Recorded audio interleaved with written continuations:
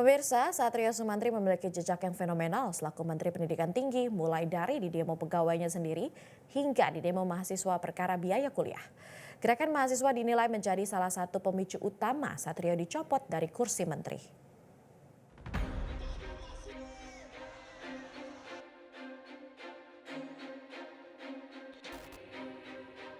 Institusi negara bukan perusahaan pribadi Satrio dan istri. Tulisan ini dibentangkan di Gedung Kementerian Pendidikan Tinggi 20 Januari lalu. Mobil Pak Menteri juga jadi sasaran amarah pegawai yang dipicu pemecatan mendadak seorang pegawai Kemendikti.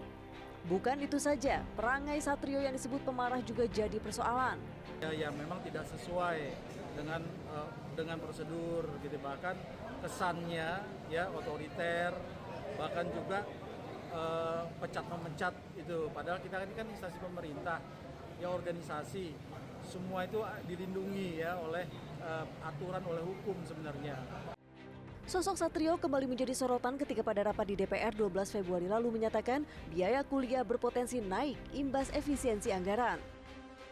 Karena kalau BPTN ini dipotong separuh, maka ada kemungkinan perguruan tinggi harus menaikkan uang kuliah. Kami berharap dukungannya untuk tetap mampu memberikan layanan pada perguruan tinggi supaya tidak terjadi kenaikan UKT. Kali ini yang marah bukan hanya pegawai Kemendikti, tapi juga mahasiswa di seluruh Indonesia.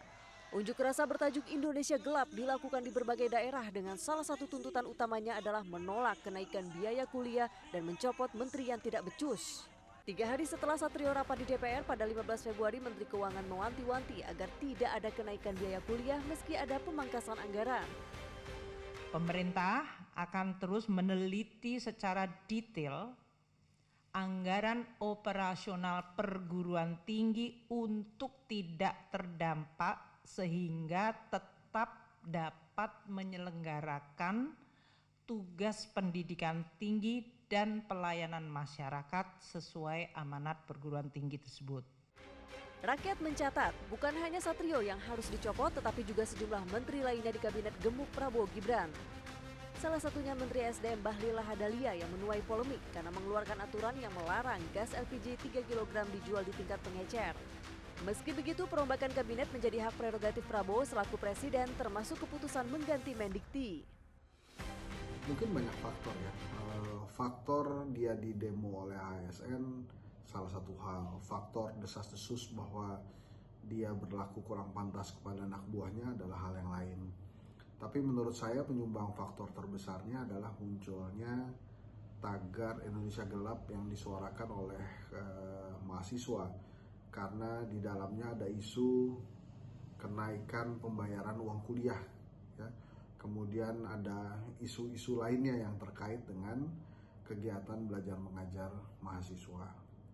Memang reshuffle itu prerogatif presiden, tapi kalau kemudian dilaksanakan dalam waktu 100 hari juga bukan hal yang istimewa, karena sebagai prerogatif dia bisa kapan saja dilaksanakan. Tim Liputan Metro TV.